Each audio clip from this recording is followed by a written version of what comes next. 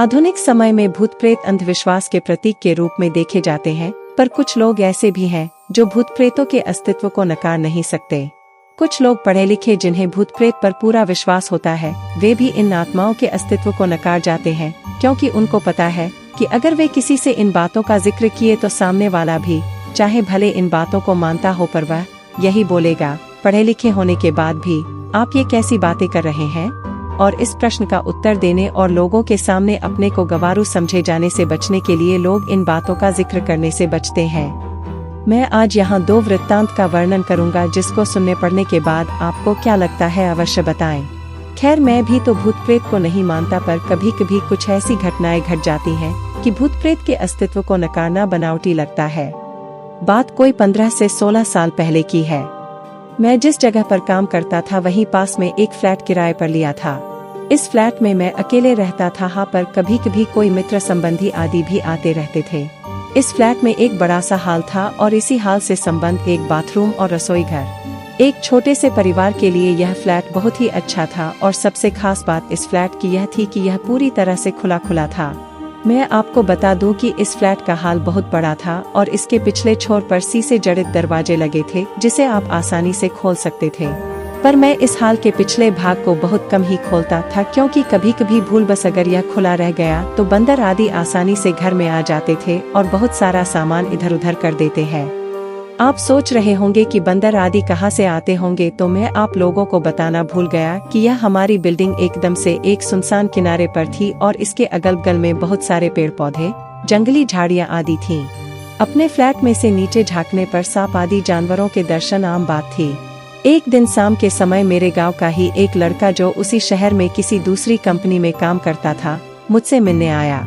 मैंने उससे कहा कि आज तुम यहीं रुक जाओ और सुबह यहीं से ड्यूटी चले जाना। पर वह बोला कि मेरी ड्यूटी सुबह 7 बजे से होती है, इसलिए मुझे 5 बजे जगना पड़ेगा और आप तो 7 से 8 बजे तक सोए रहते हैं, तो कहीं मैं भी सोया रह गया तो मेरी ड्यूटी नहीं हो पाएगी।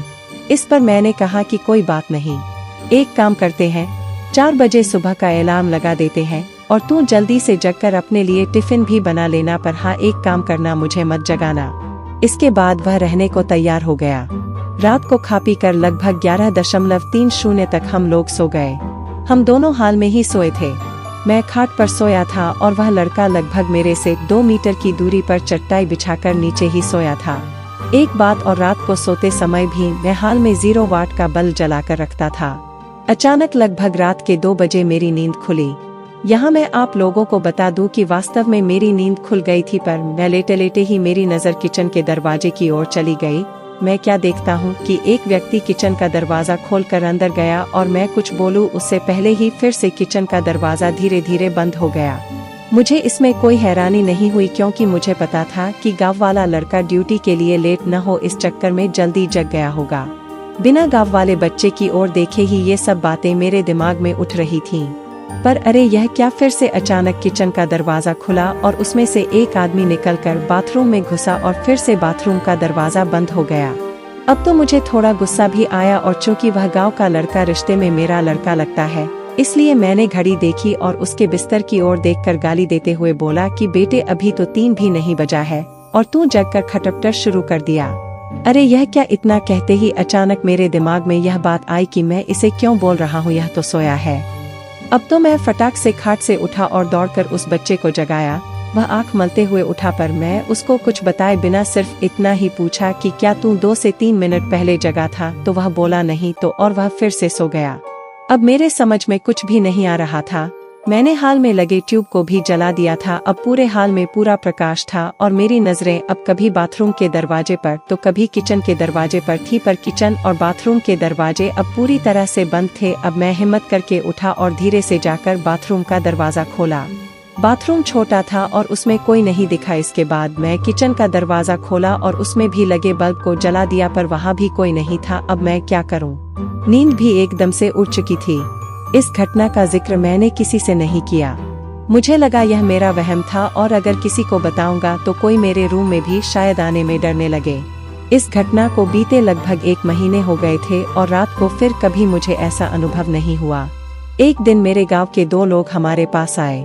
उनमें से एक को विदेश जाना था और दूसरा उनको छोड़ने आया था।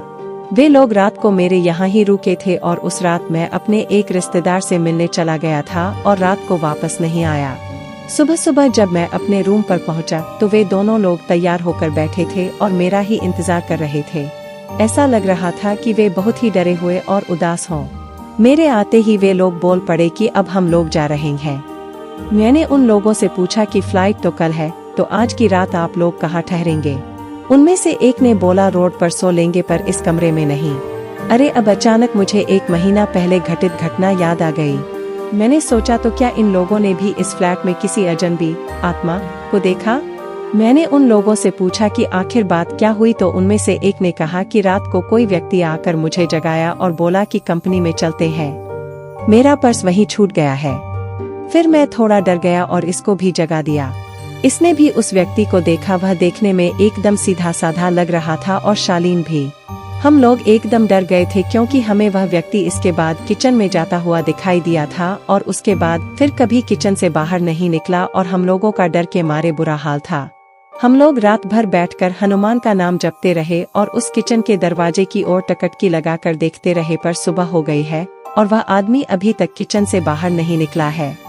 अब तो मैं भी थोड़ा डर गया और उन दोनों को साथ लेकर तेजी से किचन का दरवाजा खोला, पर किचन में तो कोई नहीं था। हाँ, पर किचन में गौर से छानबीन करने के बाद हमने पाया कि कुछ तो गड़बड़ है। जी हाँ, दरअसल फ्रिज खोलने के बाद हमने देखा कि फ्रीज में लगभग जो 1 किलो टमाटर रखे हुए थे वे गायब थे और टमाटर के कुछ बीज, रस आदि वहीं नीचे गिरे हुए थे और इसके साथ ही किचन में एक अजीब गंध फैली हुई थी। खैर पता नहीं यह हम लोगों को वहम था या वास्तव में कोई आत्मा हमारे रूम में आई थी। मैंने इससे छुटकारा पाने के लिए उस फ्लैट को ही चेंज कर दिया और दूसरे बिल्डिंग में आकर रहने लगे। दोस्तों, आपको अगर ये कहानी पसंद आया तो इस वीडियो को लाइक और चैनल को सब्सक्राइब करना ना भूलें।